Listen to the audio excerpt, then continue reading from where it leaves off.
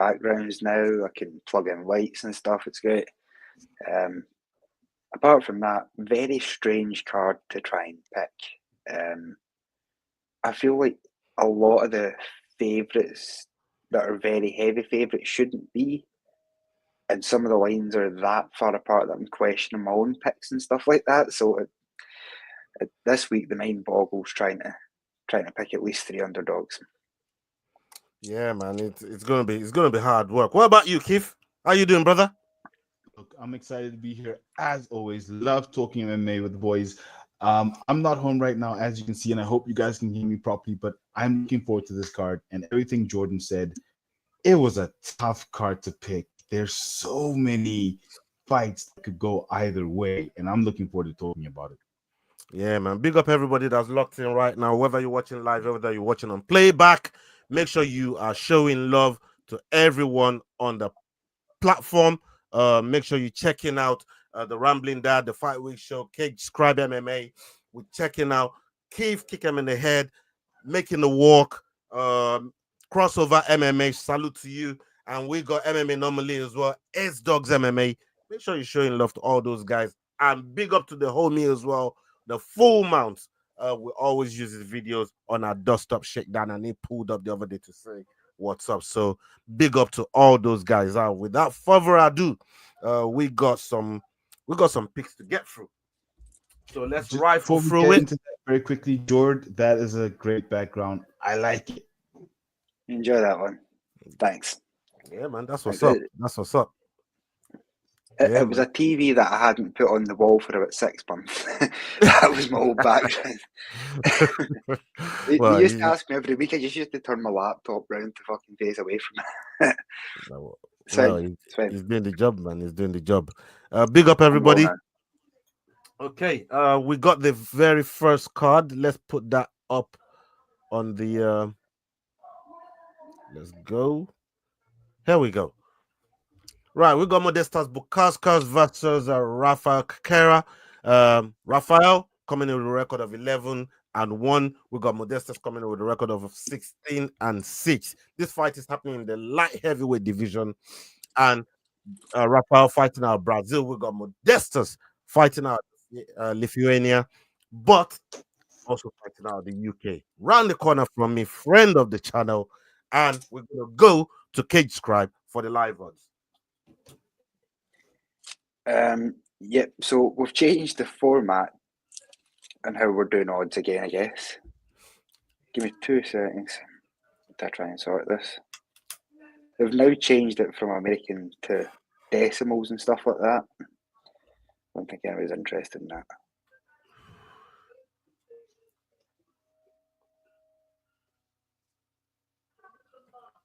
All right, so Bukauskas is minus 135 favourite with Sequeira at plus 330. Okay, so Kakera at 330, and we got Modestas at 130. Minus 130, you said. 135, yeah. 135. Okay, we go to Keith. We'll start with you, Keith. Look, I'll be honest. This was the first fight on the card, but it's also the first fight for me that's actually 50-50. I know the odds say Bukauskas by a mile, and I know you guys are a big fan of Bukauskas, but I looked at, as much as he's lost his first fight in the UFC, I look at Kukure and I looked at Bukauskas and I looked at their previous fights, and if I look at how Gray finishes, and I'm definitely not pronouncing that right, I feel like Sterling right now, how he finishes his fights, I think he actually has a very good chance of beating Modestas in this fight.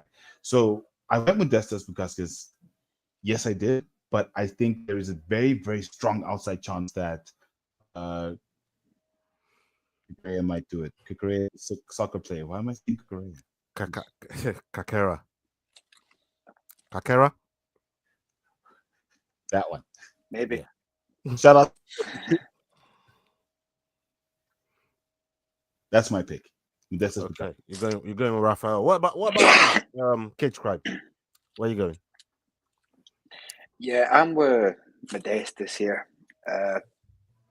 Sequeira it looks decent on paper, I believe that Tyson Pedro, Marcin Prachnio, the Modestas is beating guys that are better than the guy that's beating Sequeira. So yeah, I'm going to be sticking with my boy Modestas here. By the way, probably the nicest fighter I've had the pleasure of talking to through the whole time I've been doing interviews and stuff like that. Really nice guy. Yeah, man. Modestas is as humble, nice as they come, but he also knows what he's doing in the cage. Is he's been around the block. He's been in the UFC. We remember that famous fight with Khalil Roundtree that just about ended his career. But the mental strength that you need to go through something like that and come back in the way that he did, circled back through regional scenes over here in the UK with Cage Warriors, held the belt there, and since coming to the UFC, he's been doing really really well. Obviously, he got starched by Vitor Petrino. He didn't even see that one coming, but that's probably like the one loss that you could really put on him. But then he's been out since then and come back with a win in to get that first submission under his belt is fantastic for him. He's been training with people like Tom Aspinall and all those guys in his gym and learning learning new things to go with his game. And that's one of the things that he put on display in his last fight against Pragnio. Look, Rafael Casera is a nice, I wouldn't say, well, I'll say prospect when you're looking at his ranking and stuff. So yeah, for me, I don't think he's ready for somebody that's seen the things that Modestus is saying, and that's apart from him being a brethren. I mean, that's one of the reasons that I'm really, really Modestus. I just think his experience is not really going to get him through this fight, and we're going to come tomorrow night. So yeah, for me, it's going to be Modestus for Costas. Okay, let's get to the next one on the docket. We got Nasselton Roosevelt versus Eric Makoniko. Eric Makoniko coming in with a record of 9-2, and Nasselton Roosevelt coming with a record of 34-9. Roosevelt fighting out of Uzbekistan. That fucking country. Uzbekistan. Let's go. Uzbek. Yeah. What y'all said there? And we got Eric fighting out of the USA. What are the live odds on this one, please, Jordan? Yeah, Ruziboev is minus 265 favourite with Mechanical at plus 215. Okay. We go to your cage scribe. Let's start with you on this one. Yeah, I think minus 265 is probably generous here for Ruziboev.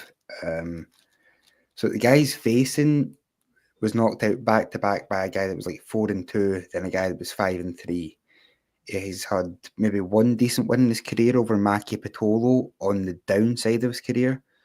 Comparing that with the favourite, a unanimous decision loss to Buckley really doesn't look like a bad result right now.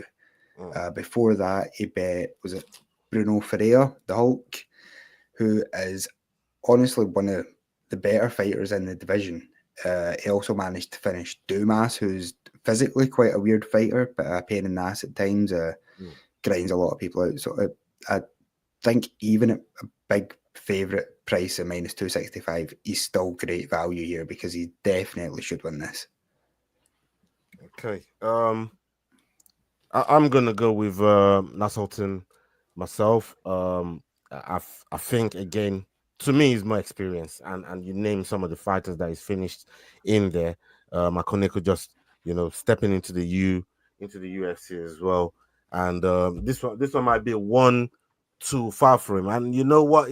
I'm one of these guys that love to give debutants a chance, and there's just some of these fighters that they are pitting them with that I just think, God damn, maybe a couple more fights in and you could be seeing these guys. But this one might come too early for him. So that's not to say that Makoniko don't have pedigree to really get it done in the UFC. I just don't think that time is now against Rizabov. So I'm going to be going with Rizabov. What about you? Yeah. Look, everything you guys said. Uzbek. Narl Sultan Ruzbayev for me. One thing is his moniker is black. Cool. Sure. So I'm definitely all of them. And literally everything you guys said. I really don't have anything else to add. I mean, he's got a whole 12 TKOs, 20 submissions. Yes, he's not that experienced in the UFC with only 3 fights with 1 loss, but I think he's got the full package to do it against McCurning. All for Rizbayev. Okay. All right. Let's get onto the next one. The next one on the docket here is Austin Vanderford versus Nikolai Veretnikov. Nikolai Veretnikov coming in with a record of 12-5. Austin Vanderford coming in with a record of 12-2. Nikolai fighting out of Kazakhstan, and we got Austin fighting out of the USA. This fight is happening in the welterweight division, people. What are the live odds on this one, please, Jordan? Both are -110, so yeah, dead even. So this one is dead even. I'm going to go with Jordy. Yeah, I'm going with Nikolai Veretnikov. I'm going to go with Nikolai Veretnikov here. I think he gets this one done. Look, Austin Vanderford, for me, to me, it's not active enough, and that's one of the things that that I'm not that I'm going to hold against him. I mean, going into this fight, it's not active enough for me. But other than that, let's see what Keith thinks about this. What are you saying, Keith? Look, I'll be very honest. I didn't make a pick in this fight because we're dead even, but I did do a bit of digging, and I'm with you, Ola. I think Nikolai's gonna have just the edge over his opponent in this one. I think from his body of work, yes, he has 5 losses, but he is a little bit more experienced. He did do UFC, LFA. He's been in the Contender Series. He has lost all of them. I think he might have learned from that. So I'm going with Nikolai Veretnikov. All right. Can you describe? Yeah, but another pretty weird fight. I mean, Nikolai in his last fight was fighting Danny Barlow, who's a really good fighter and a really large fighter for the weight class, if I remember correctly. But Barlow was above the weight limit, still went to split decision. Vanderford, as Ola was saying, he really has been inactive. I remember there was a time where he was looking like a really good prospect, and then slowly but surely he was losing fights here and there. So I'm going to take a chance on Nikolai as well, but I wouldn't be too sure either way. I don't think we know enough about either guy recently to be able to make a proper judgment call. Okay. Just quick one there. Yep. So Vanderford did defeat Fabian Edward in Bellator, if that helps anyone's decision here. It didn't help your decision. It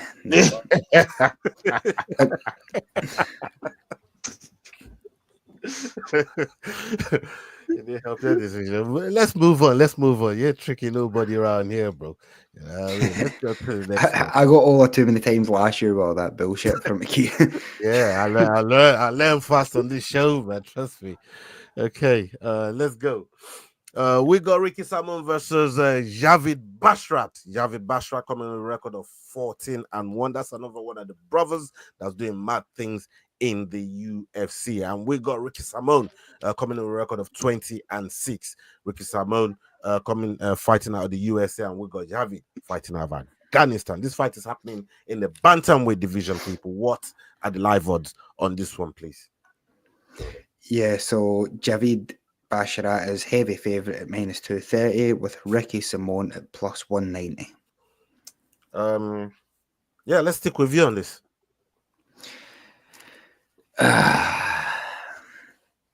So I've been the Bashrat brothers' biggest fan other than the Bonfim brothers. That's why I didn't understand that sigh you just gave. Like, you making it sound like this is so difficult, A bro. difficult pick. When you know you've been a big fan of the Bonf, all the brothers in the blood clot UFC, man. The Bonfim brothers, the Tafa brothers, the Bashrat brothers. You love all No, these not brothers, the man. You Tafa know? brothers. No, don't slander me with those guys. I'm gonna slander you with them, bro. You know. That being said, I'm taking my first underdog of the night. I think I'm not lying. Ricky Simone. Oh God, he's just borrowed my boss. He's just borrowed Yeah. the boss, and Bashrat Really has gone under the bus. Borrowed God that damn bus. it. Bashrat eats the tires, man. Jesus, I didn't see that one coming. Okay. What about you, Keith? I was shocked with that one. So Simone has got a very good record. He has recently lost to some very good fighters in songs. Young Song, who's fighting in the main event, Batista, and Vinicius Oliveira. So those who he's lost to recently, even though he's on a losing streak, are really good fighters. But I'm going with Bashrat. Look, I know that he's 14-1 and he lost beginning of last year, but I think he's taken a lot of learning from that. And I think Simone is more of a journeyman fighter, so I'm going with Bashrat in this fight. Yeah, man, I couldn't agree with you more, Yao. I mean, Bashrat, obviously, look, coming off a loss to Eman Zahabi, I don't think is a bad thing. You know, I mean, we see what Zahabi's been doing in the UFC, and David he's for me, he's got a fantastic ceiling. He's got a very, very high ceiling. And I think Ricky Simone is on the verge of getting caught. I think he'll probably see a cut after this, especially if it David does what I think he's gonna do, which is the dominating in the fight. So yeah, I think Javid needs a comeback. He needs to get back in the win column. This seems like a nice sacrificial lamb for him, especially with somebody on a 3-fight skid. That's on the verge of getting caught. But then again, Simone will probably be a good underdog, and I'm trying to see. Nah, you don't need all that. Hold on. Don't need all that. Oh yeah, I do.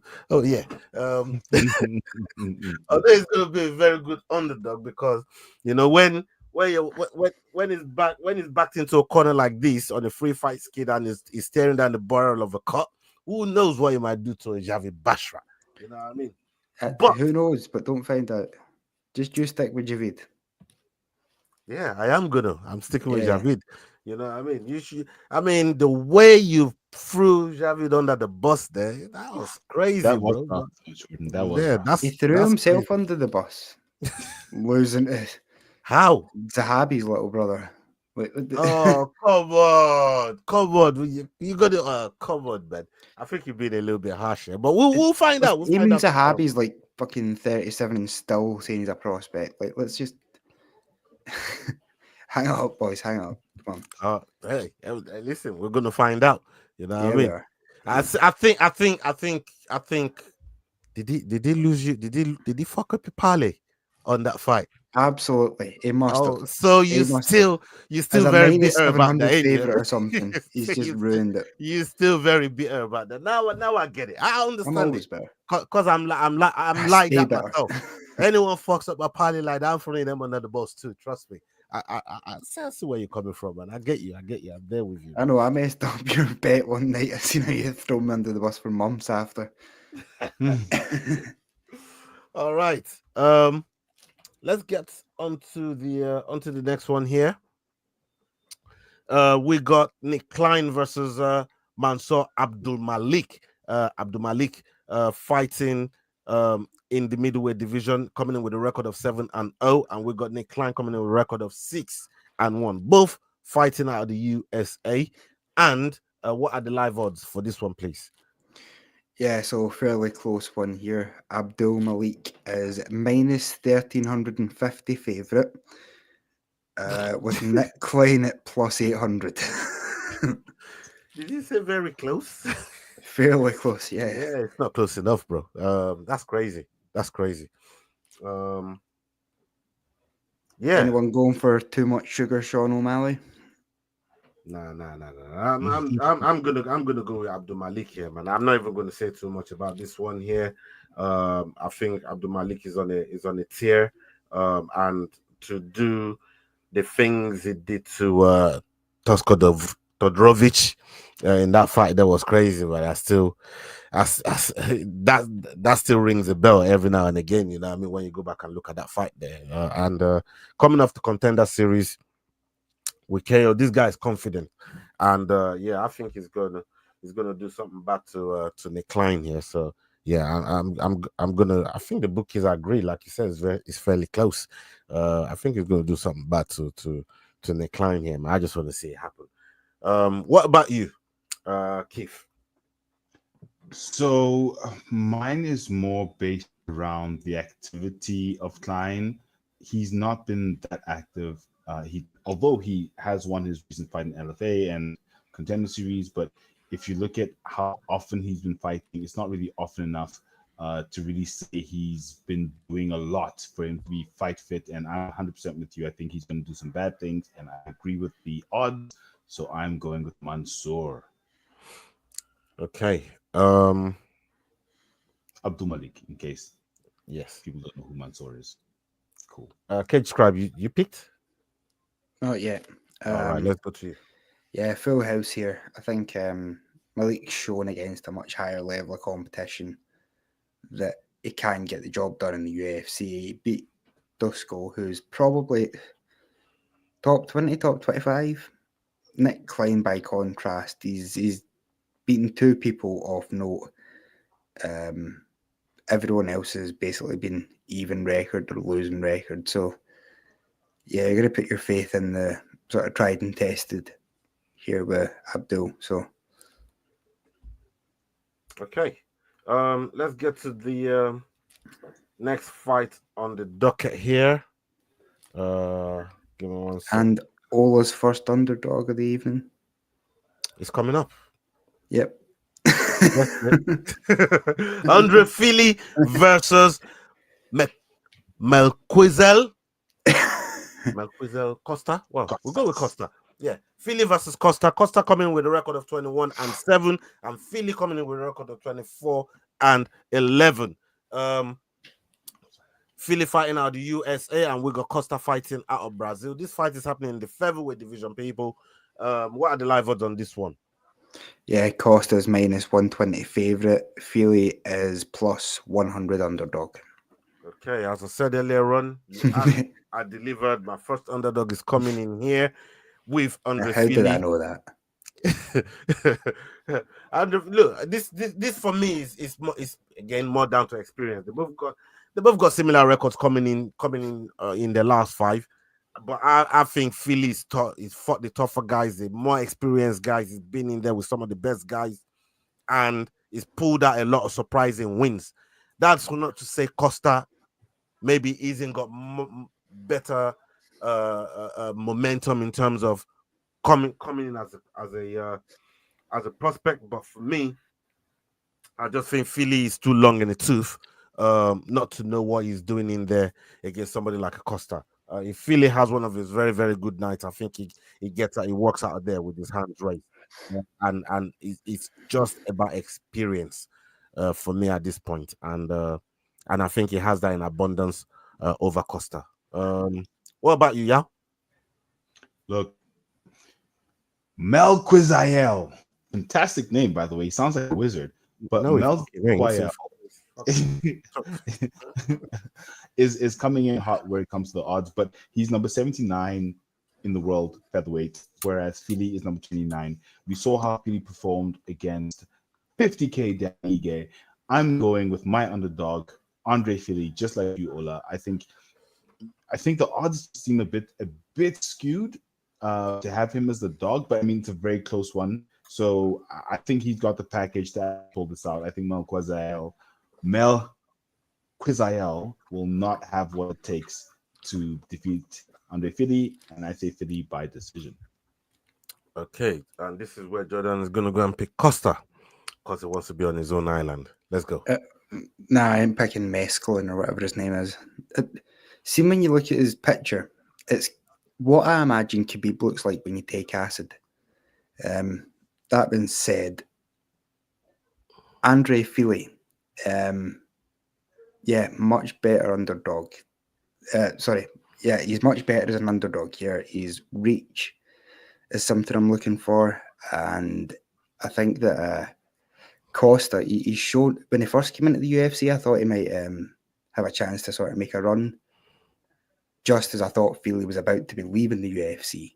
But it seems as though they've sort of flipped, and Fili keeps sort of making a surge towards the top 10 and getting stopped just short of it. So, yeah, I think Fili might actually finish this one. Yeah. That's a good thought process right there. We've all gone full house on this. Okay, let's get on to the next one, people. Salute to everybody that stayed with us right now. Hold on, let me see. Yeah, man, big up. Have you seen his hair? Huh? Oh, yeah. Run the chat. You run the chat. I'll do the. Yeah, so MMA anomaly saying I'm hating on Costa for how he looks. No, I'm very much just pointing out the fact that his hair is pretty wild, yet his face somehow looks a bit like Khabib. Leroy's saying some French bullshit. Yeah, I think we're all. Yeah, man. Why? You know what I mean? Come on.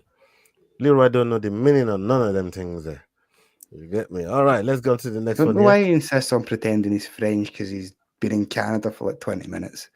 That boy don't know where he's from, man. He's a mongrel, bro. I keep telling you, man. You get me? Keeps getting chased from country to country whenever the most wanted actually catch up with him. Yeah, but wherever he is his country, but you know what I mean? Wherever Leroy is at any one time is his country. Jeez. He's an international criminal. Is the home. I mean, hello. There you go.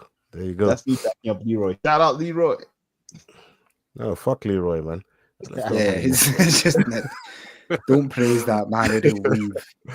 As soon as he thinks he's doing well, he's gonna fucking upgrade. So you know what I mean? Don't make Leroy be feeling comfortable like that, man. What's wrong with you, Yao? You should know better by now.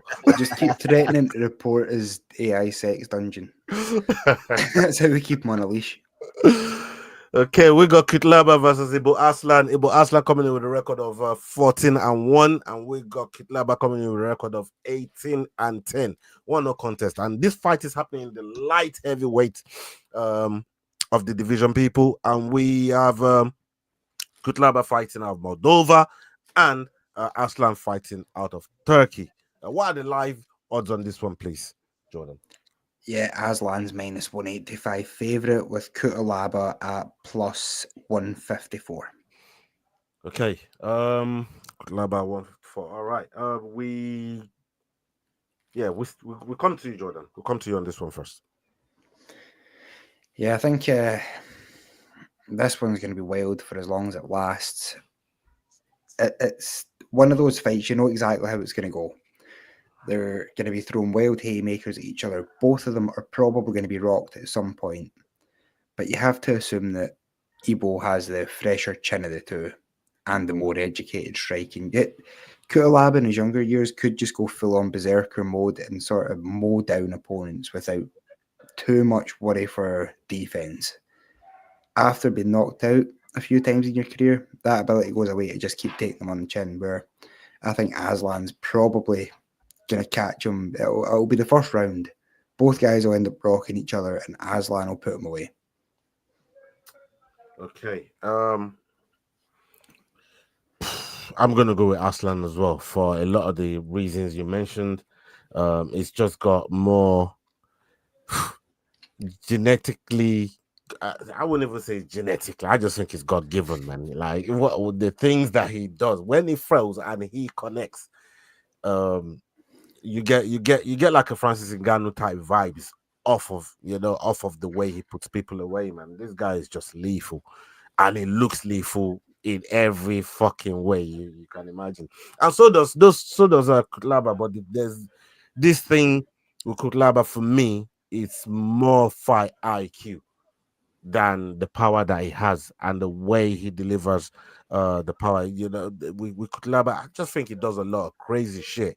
Doesn't conserve his cardio, and by halfway through the first round to the end of the first round, he looks gassed already. And anyone that can survive the initial crazy berserkness that you mentioned earlier on, if you get out of that and you get him, you're gonna finish him. You know what I mean? So, and I don't think he's really improved that much in in that style of fighting. And the one person I've said this before that used to fight like he did, but has changed the way that he fights and just paces it and applies fight IQ into it is Michel Pereira. You see how Pereira used to fight before, and you see how he fights now. To the maybe people that don't watch that often, that might not mean nothing. But if you used to see Pereira fight before and you see the way he fights now, there's a big difference. And that's what Kitlaba needs to do with the power that he has, so he can do damage, come second, third round, and finish fights in later rounds. But I just think he's just going in for the first round. I don't even think power for power he's got over Ibo Aslan. So that's one of the other reasons why I gotta go with him. What about you, Yao? So 9 of Kutelaba's 10 losses are in the UFC. So clearly he's not meant to be there. Aslan is on a 2-fight win streak in the UFC. And I agree with MMA normally chats where he says, I have not heard the name Aslan this many times since the Chronicles of Narnia. So I'm going with Ibo Aslan because I like the Chronicles of Narnia, and the Hulk, Eon Kutelaba is just not going to have enough for him in this fight. Okay. We can see that on Leroy you're talking about the Chronicles of Narnia. Both of them love stories about coming out of the closet because they can relate to it. 100%. I could, you nailed that perfectly, man. You nailed that perfectly. You know what I mean? All right, let's go to the next one on the docket, people. We got Alonzo Menifield versus Julius Walker. Julius Walker coming in with a record of 6-0. We got Menifield coming in with a record of 15-5, won a contest. Both fighting out of the USA, and this fight is happening in the light heavyweight division. What are the live odds on this one, please, Jordan? Yeah, Menifield's -245 favourite with Julius Walker at +200. Okay. Yao, we'll come to you first on this one. So I've gone with Alonzo Menifield, but now I'm looking at Julius Walker and the fact that his age is that much lower than Alonzo Menifield. And we know the over 35 curse as much as Jared Cannonier broke it last week. So I'm going with Alonzo Menifield, but I'm having second thoughts, and I've gone until 4 a.m. to change my decision. Walker's on a 6-0 streak. Yes, he is the debutant in this fight, but he's got 4 wins by KO, 2 wins by submission, which means he's a finisher. Nothing's gone to decision. And when you have a fighter like that coming in on a debut, they usually do something special. So I've actually got something to think about here, but I've gone with Alonzo Menifield. Yeah, I mean, look, I'm going for Menifield myself. This is going to be an unchanged pick. I think Menifield is one of those. Yes, a lot of the times you don't know what you're going to get from him, but he did have a very, very good streak coming into these last 2 losses, and again, is another one that got serious power. The problem with Menifield is him having to get in the pocket to really do damage because it's so short. It has to really, maybe take one to get one. And sometimes, he's been on the wrong side of a knockout, like from a Carlos Ulberg. But we know if you look at what we're saying about Ulberg right now, we're talking about him in championship conversations, or at least trying to put him up there to put him up there with some of the guys that could potentially be seeing Alex Pereira. And of course, Muzakov as well is another one. Muzakanov that beat Menifield, another one that everybody is so high on. So I don't think it's a shame to lose to these guys in the way that Menifield lose to them. But Johnny Walker just pulling up into the UFC. I don't know. If I just don't know if he has it like that. So I'm gonna go with Menifield on this one. Cage Scribe? Yeah, that's another one that's tough because Julius Walker has been on sort of Twitter since he got signed, being really nice to everybody, and it does have an interesting style where he's very prominent on takedowns and stuff like that too. Menifield Doe's got great takedown defense and very tough ask on your debut when you've had 6 pro fights. So I'm going to be sticking with the favourite, but wishing underdog the best. Yeah, man. Okay. We get onto this one here on the docket. We got Jean Silva versus Melsik Bagdasharian. Bagdasharian coming in with a record of 8-2. Jean Silva coming in with a record of 14-2. Silva fighting out of Brazil and Bagdasharian fighting out of Armenia. This fight is happening in the featherweight division, people. What are the live odds on this one, please, Jordan? Yeah, Jean Silva is favourite at minus 485 with Melsik at plus 370. Melsik at plus 370. Yeah, I'm gonna go first on this one here. I'm going straight for John Silva on this one. Look, oh, my dog's going crazy. For me, John Silva, what he did to Drew Dober, bro. We said it, and bro, the way he done Drew Dober, yeah, obviously it's a doctor stoppage, but to be able to do that to Drew, we always say no one's really done that to Drew Dober before. He made Drew Dober look ordinary. He made his chin look ordinary in that fight. He dropped him multiple times as well, and I thought, rah, this brother here is moving mad, and he's got plethora of KO finishes as well. And I think, yeah, it's one of the reasons why heavy favorite on this one. And yeah, I'm not going to go against that. I'm going to pick Silva on this one. Yeah, Jordan, let's come to you. Yeah, I'm sticking with Silva here as well. I don't think Melsik's bad fighter, and he's been pretty good so far in his UFC career, but Jean Silva really does have the makings of a contender, like a top contender. He's finishing people that aren't easy to finish. Yeah. And yeah, the fighting nerds are really looking like one of the best gyms in the world right now when you look at the recent results. Okay, Yao. Look, the fighting nerds are doing amazing things. Jean Silva out of the fighting nerds is one of those fighters that's now currently like he's 3-0 in the UFC. Bagdasarian is only he's 3-1 in the UFC, so he's technically got more experience than John Silva. But I think the momentum of the 11 KOs and the 11 fight win streak will carry John Silva through in this fight. So I'm going with John Silva. Okay. Let's get to this one right here. We got Rob Font versus Jean Matsumoto. John Matsumoto coming in with a record of 16-0. Rob Font coming in with a record of 21-8. Font out of the US, fighting out of the USA, and we got Jean Matsumoto fighting out of Brazil. This fight is happening in catch weight at 140 pounds. What are the live odds on this one, please, Jordan?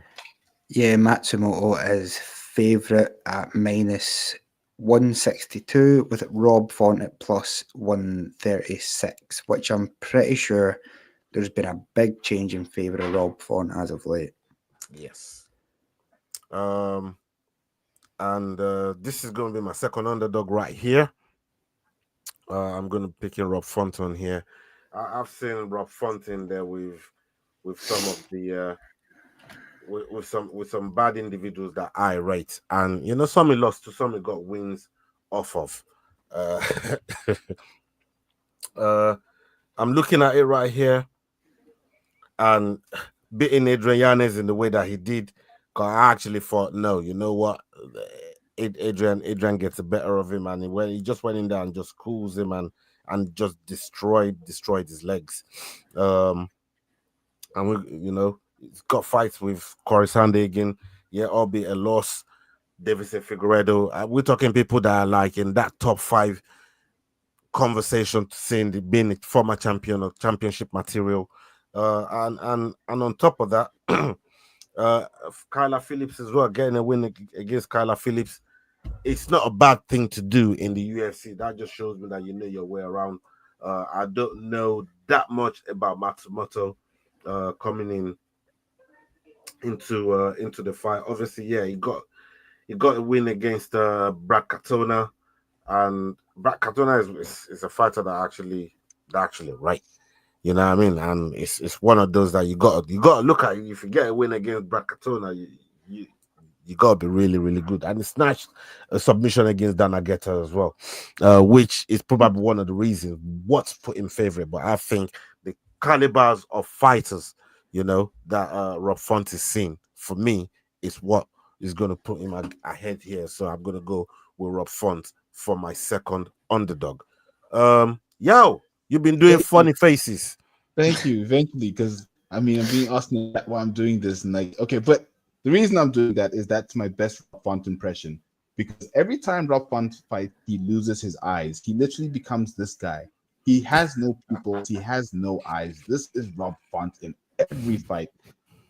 With that said, I'm picking Rob Font. Why? Because in terms of underdogs, he's got the best opportunity to actually come through and beat his opponent as much as he's the underdog.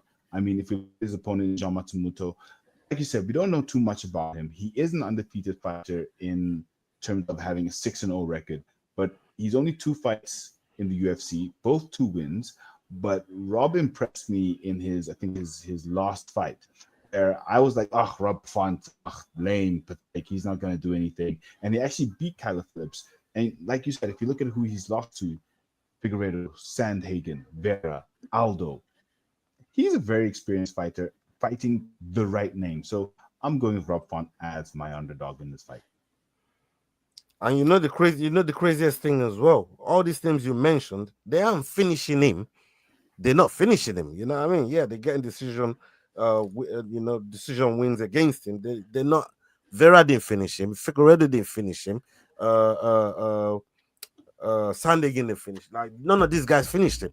That's experience to be able to hang with all those guys that got finishing potential and get them to decision against somebody like I don't know, man. You know what I mean? But yeah, I'm sticking with Font. What about you, Kid Scribe? Yeah, another weird one. I don't think I'm quite ready to write off Rob Font yet either. I don't think Matsumoto's done that much to warrant favoritism over Rob Font, at least. I think beating Brad Katona doesn't make you a contender. It doesn't make you top 10, really. So yeah, we're going to take Rob Font. I think he's one of the more obvious underdogs to go for the night when you have to pick one. It does make you sit up and take notice. Beating Brad Katona is a big deal, especially in the UFC. Someone that's been come back. Beating him is still something that should maybe top 15, but I don't think it puts you as a favourite over Rob Font, especially by decision. No. 100%. I agree with you. So you're going with Rob Font? Yep, Rob Font. All right, okay. Although, very quickly on the last 2 fights in the chats, Beans MMA did point out that there is a 70% loss rate of fighters with a 10-year difference in the UFC. So if you've got a 10-year plus age difference, you normally lose. And in this fight, Font does have a 10-year plus age difference between him and Matsumoto. And Matsumoto's 16-0. So those little fine things seem to be pointing in Matsumoto's favor for this fight. Ola consults God for his picks. He doesn't do stats. Jesus God. I heard him earlier. He was talking about God-given talents and God-given this and God. I had never heard God consulted on an MMA betting show before, but Ola's the man for it. Yeah, man, crazy. Okay, let's get on to the next one on the docket. We got Brendan Allen versus Anthony Hernandez. Anthony Hernandez coming in with a record of 13-2. Brendan Allen with a record of 24-6. Both fighting out of the USA, and this fight is going to be happening in the middleweight division, people. What are the live odds on this one, please, Jordan? Oh, give me a second.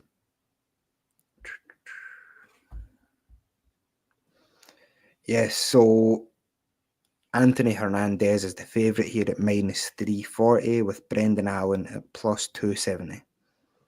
Okay. We'll come to Yao first. Yao?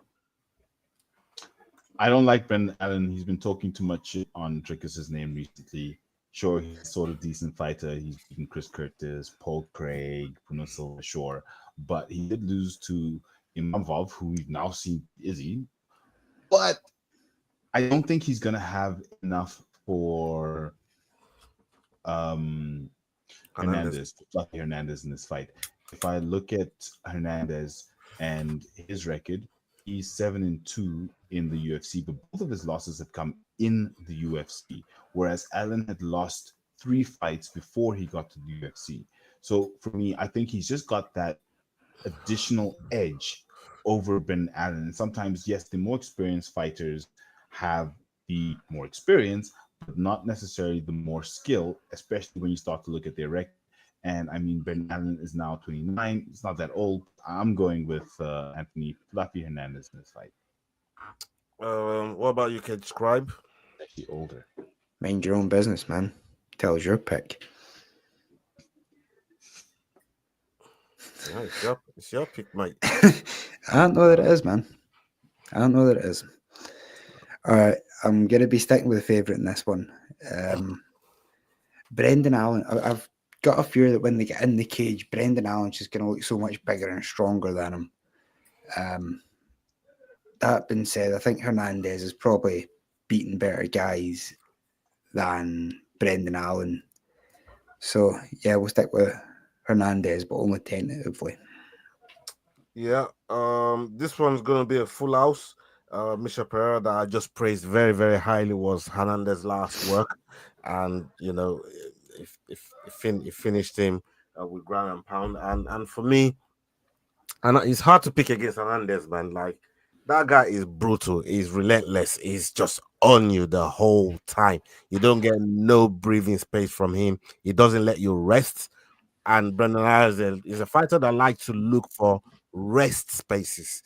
And that's where the work that Anthony Hernandez does, he's gonna come alive. And I think he has that over Brendan Allen. He's not gonna give him no space. He's just gonna overwhelm him with all the with all the strikes. And if he's able to catch him on the cage as well, man, just drop him and inflict some damage on him. And that's one thing I like about Hernandez. When he's fighting, he's always looking for that damage all the time. And for me, this is a no-brainer. We're going to be going with Hernandez on this. All right, let's go to the main event of the evening. And big up to everybody that's been riding with us all evening. Salute to every single one of yous. Make sure apart from Leroy, a like on the video, and make sure you're subscribing to the guys on the platform as well. Big love.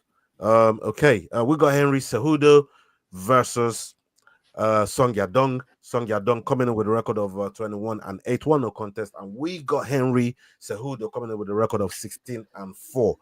Cejudo fighting out of the USA. Song Yadong fighting out of China. This fight is happening in the bantamweight division, people. What are the live odds on this one, Jordan? Yeah, Yadong is the favourite at -270 with Cejudo at +220. Okay. Yeah, we stay with you. We stay with you on this one. I disagree. You keep doing this, man. What's your problem? I don't keep doing this. Well, someone's doing it and it ain't me. We brought you in second the last time. You moaned about it. We bring you in first. You moaning about it. If we bring you in last, you say, why you leave me till last? Go ahead. What? No, that's fair, because then I go last with the dog of the week. So on that one too. I'm joking. So Song is what, like 10 centimeters taller than Cejudo, knocking people out. Much better recent record. So yeah, I'm going to be going with Henry Cejudo.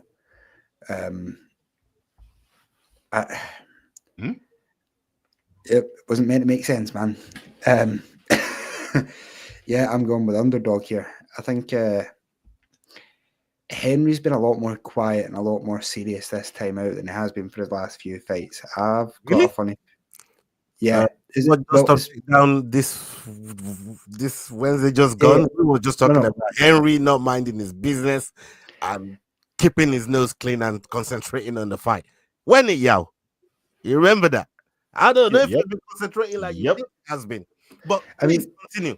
Well, we've seen him before some of his last fights, like a couple of weeks out, drunk in casinos and on podcasts and stuff like that. I've got little to no faith that this is going to be a good pick, but I feel like I might be one of the only ones making this pick. Henry Cejudo on his day is 10 times the fighter that what makes you think you're the only one that's going to be making this pick, bro? What makes you think that, man? I mean, there is one thing that makes me think you might pick it. All right, so you know who? You know Ali. Right, yeah. I know things, but Henry's old. He's slow. Past his best. He's not great. I don't think anyone should pick him, but I'm going to be going with Henry Cejudo. Yeah, he doesn't think anyone should pick him. For those reasons is why I'm picking Henry Cejudo as well. I'm going to be going with Triple C. Bend the knee, people. He's going to make Son bend the knee on this one. Yes, I know he's been talking crud. Yes, I know. He's putting his nose where he shouldn't be. But this is what Triple C does every time he's in fight week. He goes in and he just goes terrorizing people. Right? You know what I mean? He makes pillows, telling people to keep, like, this is what Triple C does. You know what I mean? He's kind of like Merab, but I think he does it in a more cringier way. You know, and he embraces that stuff. And for me, his mindset is what sets him apart. All right, he lost to Sterling and Merab, but like when you saw the preparation that was coming in, especially with Merab, it wasn't really there. And we know what Merab is all about, man. I don't care whether you're Olympic champion or not. If you're in there with Merab, you're in for a long fucking day. You know, you're in for a long day. So, and we see what Merab is gone on to do as well. So that's no slight on Henry Cejudo. But against somebody like Young Song Yadong, I think he'll navigate his way all right into that. And of course, he's on a 2-fight skid with Sterling and Merab, who were the former champions of that division as well. So I think he gets back in the win column here. So that's my yeah. So what you're saying is you're not on Song Yadong, but you're on Ali's dong. No. Astaghfirullah, number one. Astaghfirullah. Number two, yeah. I can't even say Yadong's name properly. You know what I mean? Like, no, Bunda. We're not on that one there. Yeah. But with Triple C, he's gonna back the win here, man. He needs to get back in the win column too. So yeah, I think he goes in there and gets it done. Yao? So my third underdog, and interestingly enough, between the chats and you two, everyone's picking Cejudo, which I didn't expect. So yeah, I'm going Cejudo, but mostly because I watched Sedong's last win and his last 3 fights, and he's a thinker, but you can't outthink Henry Cejudo. Merab didn't outthink him; he outfought him. Aljo didn't Aljo outthought him, but Aljo is one of the best in the world. So for that reason, I'm going Cejudo, because I think Sedong is going to try and outfight Henry Cejudo and outthink him rather than just beat him up, which is what will defeat Henry Cejudo. So I'm going with Cejudo by decision. How wrong were you, Jordan? The haram counter is going wild in the chat at the minute. How wrong was you, bro? How wrong was you? He thought he was going to be the only one that picks Cejudo, man. I genuinely did. He's a drunk midget. What are you all doing? Listen, guys, it's not too late to change your mind. Leroy's right there in the chat. Yeah, please change your mind. I think the only reason he's on these odds is because of his last 2 losses, but that doesn't speak to who he is. Although he's another fighter on this card with a more than 10-year age gap, which, like we said, there's a 70% loss rate for fighters with a 10-year age gap. But Angela Hill and Jared Cannonier broke that last week, so let's see. There you go. Okay. Let's stick with actually, you know what? I'll go dog of the week first. I'm gonna go dog of the week first, and I'm gonna be picking Rob Font for my dog of the week this week. So I think he's a good dog. He's a scrappy dog, and I think he's gonna. He's a good dog. He's a good dog, He's but a he's a good dog. scrappy dog, and he's gonna go out there and get the job done. Like I said, it doesn't get finished, man. None of these guys is, they ain't finished him. Yeah. So Ola, for me, do you want a bit of information to lose you some money Rob this Font, weekend? no, we're going to Yao, and you can tell us about that information when it comes to your dog of the week. So this week between you and I think the variance will be our dog of the week between our points, because the only difference here is my dog of the week from yours. I almost chose Rob Font, but I'm going with Triple C, Henry Cejudo. I'm going with Henry Cejudo for the win. My dog of the week. There you go. Okay. That's living no. Jordan, are you feeling sorry for going last now? Like, Absolutely not. You no. got very tiny little runway, bro. What are you saying? Well, yeah, I was going to tell you, for the two old guys, Rob Font, Henry Cejudo, £20 on a double gets you back £150. Not bad. That's not that bad. being said, my dog of the week is Andre Feely. Yeah, that's a good one. That's a good one. I know it is. That's why I rate it. I rate it. I rate it. I rate it. I rate it. I think that's the most obvious one here. It's a very Ola pick. Usually he'll go for whoever's got the shortest odds, closest to the it's just as close to that line as he can get it. But no. I respect it, man. Yeah, man. No, that's not a bad pick. That's not a bad pick. Now I'm hoping Rob Font gets beat. I don't even care about the point. I just don't want you to get it. Hey, you don't know if I change that dog of the week, man, before 4 o'clock, rough. Calm yourself down, bro. Stop wishing bad on fires, man. Just because I know for a fact, after you shut down this fucking screen, you're not changing any picks. You are going to eat some food. You're going to smoke something that people smoke when they try and relax, and you are going to fall fucking asleep. I have no worries about you doing nothing after this show, bro. I know what's going on. Oh, God, you're so fucking right, man. I don't know how you fucking, like, you just pin that every single timeline, right? Like, that's how the rest of my evening is going to go. Literally like that. So, but I might just make an exception just for this dog of the week. Because even Yao's talking about it, man. Like, boy, this week, you know what? I don't know. I might just go and pick Yao's dog of the week. You know what I mean? I don't know. Wait. Take it easy. Take it easy, Ola. Take it easy. I don't know, man. I don't know. But we will see. We'll see.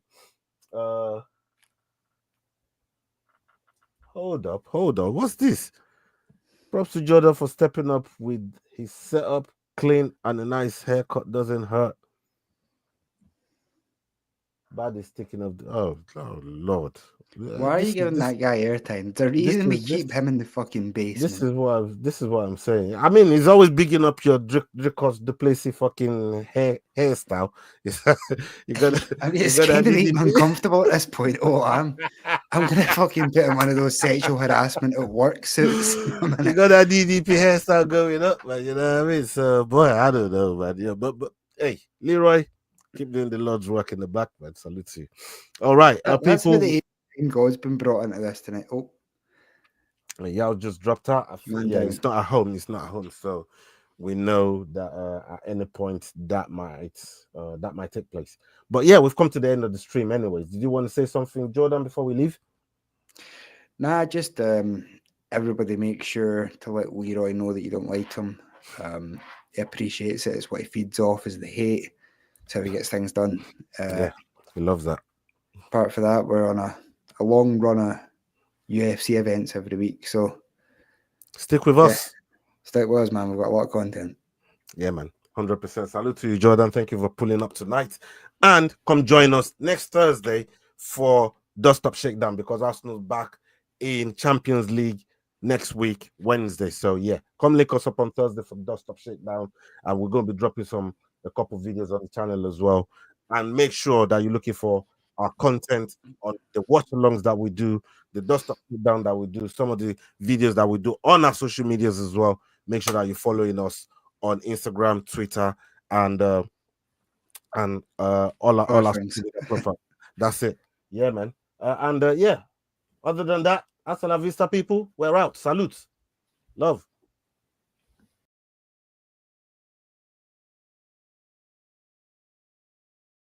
Hey guys, this is John Anik from the UFC. You're watching the Fight Week Show. Please subscribe. Not now, but right now. Subscribe to the Fight Week Show. We'll see you guys on the road soon.